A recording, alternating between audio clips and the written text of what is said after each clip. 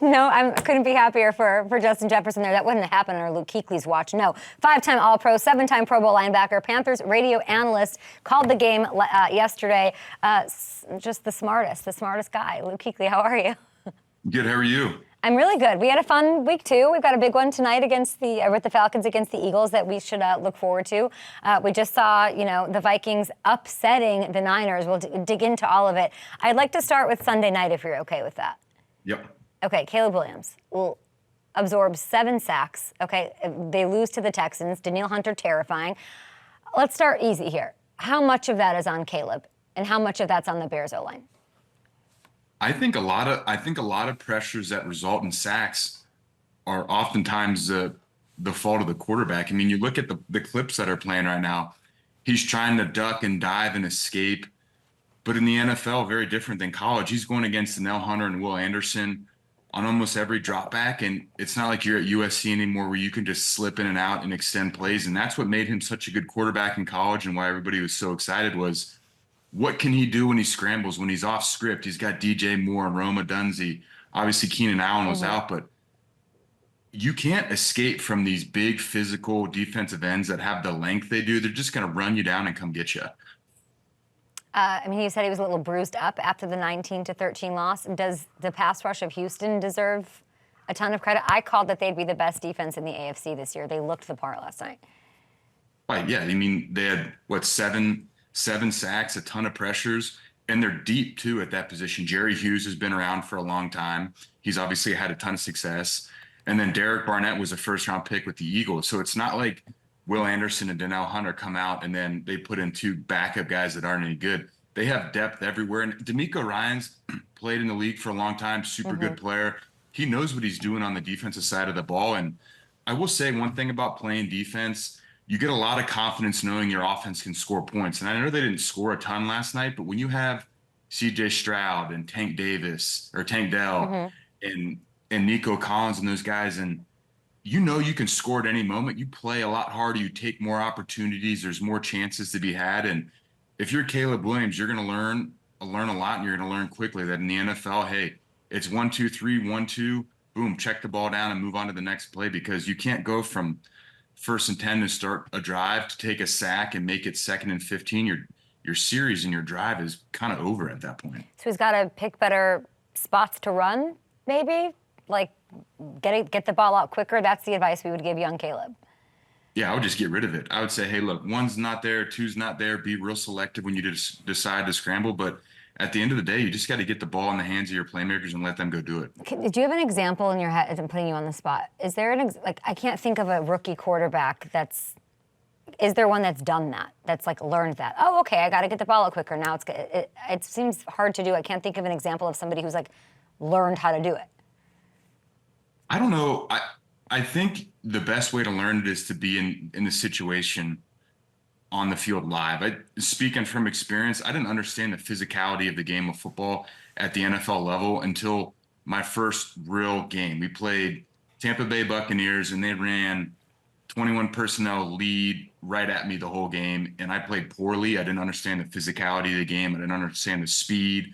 I didn't understand the strength of the offensive linemen, the fullback, the running backs. And until you're in that situation, you don't really know. So I'm not faulting Caleb for it. I think it's just one of those things. Listening to the broadcast last night, I know he had a tough week 1, and Collinsworth alluded to it, that they went in after week 1. They talked to him about it. He invited the coaching. He wanted the coaching. So I'm not worried about him. I think he's going to understand, hey, in college, they could get away with a lot. Now in the NFL, it's going to be a different game. I just need to get the ball out sometimes. And if it's 2nd and 10, that's fine. Get rid of the ball. And I like that you give, it's a tough opponent. Good way to learn up against a bona fide, really sort of treacherous Texans defense. I like that you're giving love to D'Amico Ryans. It's as if great former defensive players should be coaches, Luke. Oh, my gosh. Yeah, he's the best. I'm talking about you.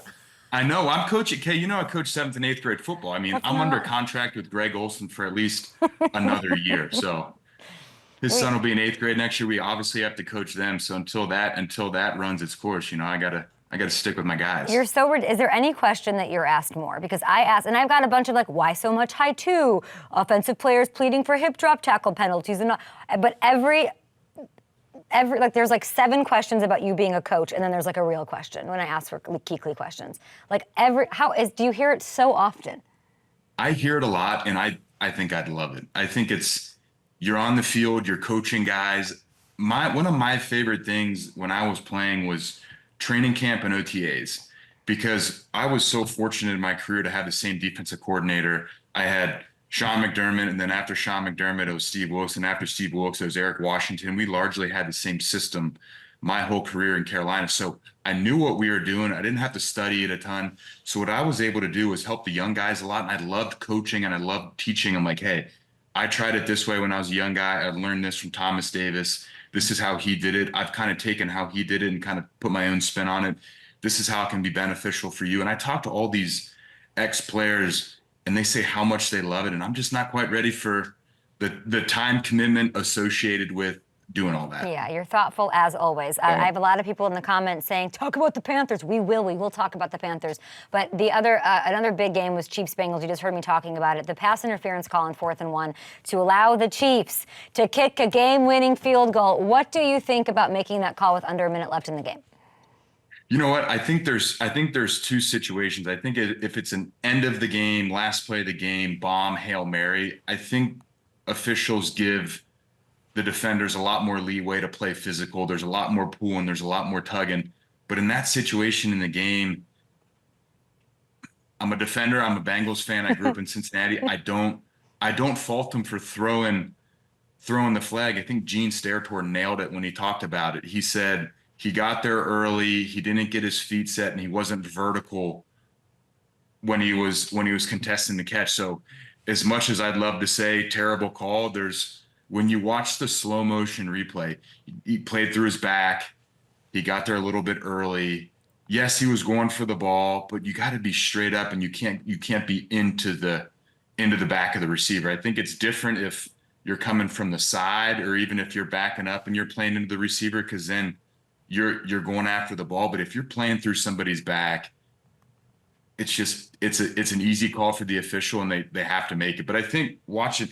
When Mahomes escapes, that's when stuff gets difficult, because now angles change, timing changes, where he's able to throw the ball changes. It makes life really difficult. But yeah, I think, as much as I hate to say it, it's a correct call. Well said by you. I want to ask you about this offense. I think there's a lot of like the sky is falling, we're 0-2, but I thought they did an okay job. I thought the offense was clicking. Some mistakes, of course. The Jamar Chase thing did not help, Gesicki, whatever. But how big, are we underestimating how big of a deal it was that T. Higgins wasn't out there? I think so, especially early in the season for him. I think, you look at with Jamar Chase, he missed all training camp. He's 2 games in with Joe, trying to figure it out. And now they go from last year, they had, Joe Mixon's gone. I think Tyler Boyd's a guy that doesn't get talked about enough on that rotation. So last year it was Jamar T and Tyler Boyd, right? All those guys are really good players. They're big, they're physical. Tyler Boyd's gone. T. Higgins is gone. Yeah, they brought Gesicki in. He's still new. They're trying to get on the same page. But now Kansas City can put all their resources to stop Jamar Chase. And then what? Life gets really hard. But, I mean, they scored 25 points. You still have Joe Burrow. And throughout the season, Jamar's going to get more comfortable. Gesicki's going to get more comfortable. They're going to get T back. So, yeah, they struggled. But, again, like I said, I'm not worried about Joe Burrow. I just see it in his eyes when he plays, how bad he wants it. He's so good. And they played against the 2-time defending Super Bowl champs in Arrowhead, took them all the way down to the wire, and there was 1 or 2 plays that altered the game. And if they make both those plays, they win. They got a game against the Commanders coming out, extra day to sort of heal up and figure things out, get on the same page. That's the Monday Night Football game against the Commanders coming up. I'm glad that you're saying all of this. And it's true, like Trent McDuffie was all over Jamar. He completely keyed in on him. So T being available, and hopefully he is next week. That's what I'm hearing. I hope so. That'll be great. You are so smart, Luke. I think you should be a coach. I think you're a genius. I'd like to know, this is a tough question. Out of everything that you saw happen, what is the sort of smartest play, the Kuechly? What is the thing that you saw that happen in week 2 that you can teach me about right now? Okay, so we talked about this guy last week. I love him. He was in Carolina for a little bit, Baker Mayfield. Okay. So he had the touchdown run right here from the 11-yard line going in. So I think for a lot of reasons, it's a good call. The first thing that happened, the play before this, he scrambled for, 10, 12 yards. And when a quarterback scrambles like Baker, the pass rushers have to rush, and then they have to backtrack and go chase him all the way down the field. It was obviously a pass, so all the defenders have dropped into pass coverage. They're locked on their receivers, and then they got to go run and chase Baker. So it's a longer play than you usually get. It's not like a quick run where it's off tackle, they get 4 yards, it's 5 seconds, or it's a quick 3-step game, 5 seconds, boom, ball gets tackled. No, it's drop back pass. If you're a pass rusher, you got to go. If you're a dropper, you got to go get your guy, and then you got to go chase him. So now these guys are tired, and then boom, now they get right back on the ball. Aiden Hutchinson's been a menace all game. He had 1 million sacks. He had 5 of them. Crazy. They spread him out, and then they run the quarterback draw. They blocked it up perfectly. Center gets up on the Mike backer, just gets in his way, and then Baker is Baker. It's one of those things with him. If he's near the goal line, he's going to score. He made a guy miss, and he ran through a guy's shoulder. So it's vintage Baker. If I'm the offensive coordinator for the Tampa Bay Buccaneers, Baker has so much energy after a big run like that. The best thing you can do is just give it right back to him. We had the same thing with Cam. Cam needs to get hit. Cam needs to run the ball. And if he's feeling it, just keep giving it right back to him. And that's exactly what they did. It was the longest touchdown of Baker's career, running touchdown. Really? Longest touchdown run. Yeah, it was 11 yards. Graham Barton, the center, sort of getting out on linebacker. Jack Campbell was also kind of amazing. It's nice to see a center get like 10 yards downfield that quickly. I was really impressed by his Jets. He did a great job. That's like Ryan Cleo. Ryan Cleo gets out in front, and the worst thing that centers do is just get in your way. And that's exactly what he did. He just gets in your way. And then by the time you try to get around him, it's a touchdown. I love that. So Baker and this run, that is, I asked you for the smartest play. Let's see it again. This is it, people. The smartest play of week 2 so far. We are calling it as a show. This is your weekly Kuechly, not for the meekly, probably pretty geekly. And it was moment of genius, certified. This is the smartest play. If there's a smarter play that anybody out there saw, let us know at Up and Adam Show. We are stamping that baby. Now the Lions, on the other side of this, Aiden, every time I look up, Aiden's just dancing. He's around. He was unstoppable. Like you said, it was a career-high 4.5 sacks, round up to 1 million. It looked like it and felt like it. How was he able to operate? This is a Super Bowl contender team, right? How was he able to sort of carve through the Bucs O-line? Well, I think, first of all, Luke Gadecki's out. I think that's a big loss for him. They put in Justin School. It's a tough matchup for him. But the one thing about Aiden Hutchinson that makes it so difficult is how hard he plays. He plays so hard every play. And if you're a backup tackle, you haven't got a ton of game action, you got to go against that guy every play. He doesn't take plays off. He doesn't get tired. He's gigantic, and he can win different ways. So the first couple sacks, he just won on the edge. His first sack, he won on a game inside. And then they started chipping him on his next 2. They chipped him twice. He beat one of them. And then on his last sack, he just wrapped inside and made an effort play. And 3 of them were on 3rd down. And that's the mark of a good pass rusher, is a guy that's able to win when it matters the most. He's getting chipped. It's on 3rd down. It's in the red zone. He had sacks in all those different situations. And he's a prototype for what Dan Campbell wants: effort, toughness, attitude, energy. And when you play like that every snap, stuff just starts happening in your favor. Yet somehow the Bucs got the win. A lot of work by Hutch that didn't really quite work out, and they obviously ran the division last year. We'll see. Let's get into your Panthers here in a little bit, but we started with a Justin Jefferson highlight. We should have just started with the Vikings first here, because they're undefeated. Sam Darnold, people want to doubt him, whatever. Big win, big upset over the Niners. And this is now the second year in a row where Flores just throws something in the direction of Shanahan and just sort of befuddles him a little bit. The Niners scored 17 points. 17 points in each of the last 2 games, the last time they've gone against Minnesota. Am I right about that? What's the deal with Flores v. Shanahan? I think a lot of it had to do with they got up early on the Niners. When you get up early on the Niners and that Shanahan offense, a little bit of that run game and that play action kind of goes away. They're not as much under center. And when you're not as under center as much, there's not as much stress on the defense. There's not as much run game threat. The ball in the run game can only go certain directions. Yeah, they can run it to both sides of the field, but the ball doesn't hit as quickly downhill. It's more lateral. I understand when they're in the shotgun, the ball takes a little bit longer to get to the second level. So as a backer, I can play pass a little bit more. But what I think he's he's done a really good job. You showed on that last interception the effort that those guys play with. That ball got tipped twice, got picked off, and then there was 5 or 6 guys in front blocking, trying to score a touchdown. So I think Brian Flores has a ton of confidence. I think those guys have a really good feel for what he's trying to get accomplished. And he rushes 4. Sometimes it looks like 5. Sometimes he rushes 5 and it looks like 6, but guys are dropping out. Nothing looks the same. He's not afraid to go 0. He's got a ton of confidence in his guys outside, on the outside edge. You bring in Stephon Gilmore, and then you have a really good veteran in the back, Harrison Smith, that they have a ton of confidence with. They just have a really good recipe for it. Number one, they got great coaching. They got guys that can rush the passer, and they went up early in that game. And so then that kind of limits what the Niners are able to do on the offensive side of the ball. Yeah, Harrison, super unheralded always. It always bothers me. And they're able to get it done, Brian Flores and company. And then, yeah, I liked Brock and Flores had like a moment on the field after, I don't know if you saw, where they were like dapping each other up, and Brock goes, "Your schemes are crazy." Like he's just like giving him love, and like Flores obviously wanted nothing to do with it, but loved pointing that out. As far as Christian McCaffrey being out, such a bummer. Big fan, you're a big fan, friend of his. It's at least 4 games. What does that do to this Niners offense? Because there's a lot of, they'll be fine. They just got Mason, and I'm like, I don't know if we can like devalue the effect that Christian McCaffrey has on this squad. What do you think? I think at some point Christian's going to be back and he's going to be great. So what I think it does in the short term is it makes him a better offense. It makes him an offense that says, hey, if Christian's not in the game, what are we going to do? And it kind of leans itself forward to other options too. If Debo's not in game, what are we going to do? And then when Christian does come back, it's like a little bit of juice in their veins. Now we got one of our best players in the NFL back. So I think they're going to be okay. You look at their roster, it's Kittle, it's Ayuk, and Debo Samuel.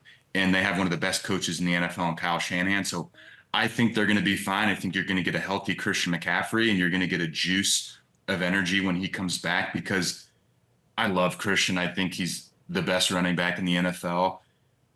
In the energy and the passion that he plays with when he comes back. Sometimes as the season goes on, it's week 5, it's week 6. And when you're as good of a team as you are as the Niners, I know they lost yesterday, but sometimes the regular season gets boring. You're like, man, I'm ready for the playoffs. And when a guy like Christian comes back from being out for a few games, it's just a juice and a burst of energy that gets influxed into your team. And it's just really good. So I think you get Christian the opportunity to get healthy. You get a young guy in there to take some of the snaps from Christian early in the game, early in the season. And then you figure out what's life like without Christian. Let's just get better as a team. And when he does come back, we're going to be that much better. I like the positivity on a team that I think will be in the NFC Championship game, unless it's the Packers that go to the Super Bowl, because they looked it was such a beautiful, the misdirections, the masterclass put on by Matt LaFleur, who just totally said, I'm going to adjust my offense. I'm going to completely change what I do to get the best out of Malik Willis. I loved it. The Colts were keyed in on the run game, and Green Bay still somehow rushed for 261 yards. Josh Jacobs had 151 on 32 carries. What made the Packers' run game so tough to stop? How did this happen? I think they're so multiple in what they do. That offense, and I give those guys a lot of credit. I give Matt LaFleur a lot of credit, saying, hey, we need to be able to run the ball, and we need to be able to protect Malik Willis. He hasn't been here very long. He's not cued in on exactly what we do. I think a lot of credit goes to Jeff Hafley and that defense for keeping him close. If you don't stay close, you don't have the ability to run the ball. But getting back to the run game, the amount of shifting, the amount of motioning, the amount of formation adjusting, it puts so much stress on a defense, because if you line up in a stagnant formation, I can set my front, I can set my blitz, I can set my rotation. And then I can also disguise that look. Versus, all right, if they line up in one formation, 2-by-2, now they motion to 3-by-1. And then on the snap, they go from 3-by-1 back to 2-by-2. Now I have to adjust my blitz. I got to adjust my rotation. Right. And I can't disguise like I typically do. As a guy's moving across the formation pre-snap, all my linebackers have to bump across the formation to get into their new run gap. And it just causes confusion. And the biggest thing that we always had issues with is if you don't get set pre-snap in your gap and you're moving laterally, your first step oftentimes towards the line of scrimmage is going to be lateral in some form or fashion. It's not, you don't have the ability to get downhill as quickly as you can in your run gap. And then now Now, instead of stopping a run for 3 yards, now it's 4 yards. Instead of getting a double team off at 2 yards off your D tackle, now it's at 3 yards. And over the course of a game, it just adds up and adds up and adds up. And Josh Jacobs is a monster. He's a physical running back. And when a guy like that has a full head of steam and he doesn't get touched to 3 yards and then contact happens at 3.5, it's really hard to get those guys on the ground efficiently. They got the win. Just, you're like too smart for me to, I have to like watch this back. Everyone's loving this because we're getting an education this morning. But let's talk about Puke. Let's bring us back down I saw that. To my level. So here's what apparently happened. 3rd and 10, second quarter, Malik gets asked, why didn't he throw the ball?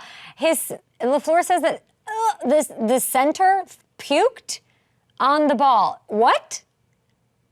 I'll tell you what, you can't miss it right there. That's pretty. I couldn't imagine what Malik thought when that ball came back to him. He might have thought, did I have a guy open? He tried to grip the ball. He probably tried to re-grip it. Nothing happened. And then I can't imagine the conversation when Malik goes to the sideline. Yeah. And LaFleur's like, I had the perfect play call. Why don't you throw the ball? And he looks at him dead serious and says, there's throw up on the ball. I couldn't imagine the response that LaFleur gives back to him. I think he probably just has to say, all right, well, go sit down and work on the next series. I can't imagine that conversation on the sideline. Josh Myers, hope you're feeling well this morning. The center, what is the grossest thing you've ever seen on the field? Be dead honest with me. We had a guy in training camp, it was probably 2018. He threw up. He was a linebacker in the cadence. Cam was going through a cadence. He throws up mid-cadence. Ball gets snapped. He's dropping into coverage, still throwing up. Mm-hmm. Gets set up. Cam throws the ball to the flat, and he goes and makes a play in the flat. It's like it never happened. He's throwing up pre-snap in the middle of the play, puts his foot in the ground, and goes and tags off on the ball carrier, and then comes to the sideline, gets a drink, and acted like nothing happened. How often does that happen? It doesn't happen very often. No. I would always get grossed out. I gotta be when I remember I used to work in the Edward Jones Dome. It was like my first football job, right? And it was like the elephant graveyard of stadiums, as it were. But they would have the families come down, or people who had season tickets, or sponsorship, and after a game, and they'd say play on the field, and these little kids would be rolling around on the turf and whatever, and I would just be like, ugh, because there was urine and sweat and pee and blood and all this stuff everywhere, and in there that never gets cleaned. And I'm just it always gross. It was the ick hurt around the world for me. I hated it. You just take a little shower after the game. You're all good. That's all you need. It's gross. I need that ball. You think they kept that football, or you think they got rid of it? I don't know. The Josh Myers football? You think it should go to Canton? You think they put it in Canton up there as the throw-up ball from Leak Willis, or what? Oh, my God. I don't know. I hope not. What a weird thing to think, Kuechly. Okay, you're so funny. You were on the call. That's enough for Puke today. We'll hit that more later. You were on the call. It was Chargers. It was Panthers. Another run freaking heavy game. You hate to see it. 250 yards on the ground for the Chargers. Let's start with their side because they're the victor, right? Justin Herbert, what are you seeing? Is there anything new that you're seeing this year? Well, I think they just want to come out and run the ball. They're exactly what Jim Harbaugh was the past couple of years at Michigan. And you look at that Greg Roman offense. It's interesting for the Panthers. The previous 2 weeks, they played Clint Kubiak, and now he's with the Saints. They used Taysom Hill the very same way. They used Kyle Juszczyk, obviously a little bit different, but then they had a big guy, Josh Matlock, yesterday for the Chargers. He's a big defensive lineman. He wore number 44, and they use him just like Pat Ricard in Baltimore with Greg Roman last year. So they came out, they're in big, heavy personnel, and they just ran power downhill lead, power downhill counter, a little bit of wide zone, and just pounded the ball. And you look at J.K. Dobbins, a lot of his runs went to the left side of the defense. Boom, you get enough J.K. Dobbins, you tire him out. Boom, we're going to put Gus Edwards in and pound him too. And to be honest, Justin Herbert had to just hand the ball off, convert a couple third downs. They only threw the ball past 10 yards in the air 5 times. He threw 2 touchdowns. And, I think the biggest thing for Justin Herbert is if the run game's working, man, just stick with it and try not to do too much. He had a fumble In the first half that was kind of like, man, like just throw that ball in the dirt and move on to the next play. But he's a big physical player. They ran him once yesterday, and you see him in space running the ball. It's a problem, but they didn't do anything crazy. There was nothing wild about what they did. They just lined up and said, hey, we know we're going to hold you guys in the offensive side of the ball. We know you guys aren't going to score a ton of points. We're just going to pound the ball. We're going to control the clock. We're going to shorten the game, and we'll see if you guys can stop the run. And with Derek Brown being out yesterday, I really don't blame them. I know you love Derek Brown. Yeah. There's all that's going on. I have to ask you on the Panthers side. I obviously want to keep it positive, but it's almost, what's the biggest concern? Bryce didn't throw a ball over 10 yards. Like, that was all the passing charts. That was huge on Twitter yesterday. Is that on him? Is that on the O-line? Is that on play calling? I'm sure you'll say all, but if you were to sort of point to the most frustrating part from yesterday, what is that? I thought up front we played really well. I think that the guys in the offensive line, I think, are doing a fantastic job. And last year, we've talked about it, Bryce got hit a lot. He got sacked 62 times. So I think for him, he's just got to get comfortable playing behind these guys. Have confidence that they're going to block who they're going to block. Have confidence that you're going to have a pocket. Have confidence that we're going to get open downfield, and just go trust yourself and let it rip. And we can all go back and watch Bryce in Alabama and him slinging it around the yard and him sitting in the pocket and him being on the run, putting on guys' chests. I think we just all need to take a step back and take a breath and say, hey, Bryce, you're a really good player. We drafted you at 1 for a reason. I would argue that a majority of the NFL would have done the same thing if they had the number 1 overall pick. Just sit behind these front 5 guys in front of you. We've got some new pieces around you on the offensive side of the ball. We understand that. But just have confidence in what we're doing. I thought we ran the ball pretty well yesterday, but again, we got down early and I kind of had to abandon it a little bit. But I'm a huge optimist for the Panthers. I'm not ready to freak out yet. I think if we just sit back there and trust our guys in front of us in the offensive line a little bit, we're going to have a little bit more success moving forward. I also think I'm seeing a lot of, in engaging with Twitter and Panthers fans, because you're coming on, a lot of like, the culture is getting there. The culture does not change overnight. I felt the culture change when I was there over the summer. You're a lot closer to the team. So I would say leave the culture part of it alone. That part is largely improved. That part is in good hands. I think you should trust Luke, who says this a lot, and even just an outsider like me. Like, the culture is okay. We're getting there with that. Before we let you go, I did want to ask you, I have to ask you, you're the perfect person to ask about Tua Tagovailoa. You saw what happened in the latest reports, rap sheet from NFL Media. He's saying that Tua has no plans to retire after another concussion on Thursday night. I know every situation is different, but you've gone through at least some of what Tua is dealing with right now, if not exactly what he's dealing with right now. What were your thoughts when you heard that report? What is important? And just, I wanted to give you a moment to sort of give your thoughts on that. Yeah, with Tua, I feel for him. I mean, only thing a lot of guys in the NFL want to do is just play football. They want to be out there with their buds. They play the game because they love playing the game. Tua obviously signed the big contract. I would argue that's not what motivates him. When you watch him interact with Mike McDaniel and the guys in the team, you can just tell he loves the game of football. And when that gets taken away from you, whether it's for a practice, for a game, for a quarter, you got to come out for a series. Guys just want to be on the field and play football. So that's kind of where I started. I understand the pain and you're just disappointed you can't be on the field. But then I also understand the concussion piece too of, hey man, like, I get it's serious, but what I will say though is the NFL has done a really good job of putting the protocol in place and doing everything they can to make sure that the players have time to get better, see different types of doctors. They see an independent doctor that's not associated with the team, that I think is super important. I think listening to Mike McDaniel speak, it's more of, we're concerned about Tua. We're concerned about him as a person. We're not concerned about the quarterback that we just paid a ton of money to and a guy that's going to help us win a ton of games. We're concerned about Tua as the person. So first of all, I think he's got great support from the people in the building. I think he's got a really unique relationship with Mike McDaniel. I think he cares a ton about him. Mike McDaniel, I was reading some stuff about it, was talking about the conversation shouldn't be about is Bryce or is Tua going to continue to play or is he going to retire? I think it should be more of like, hey, how's Tua doing? Is he going to be okay?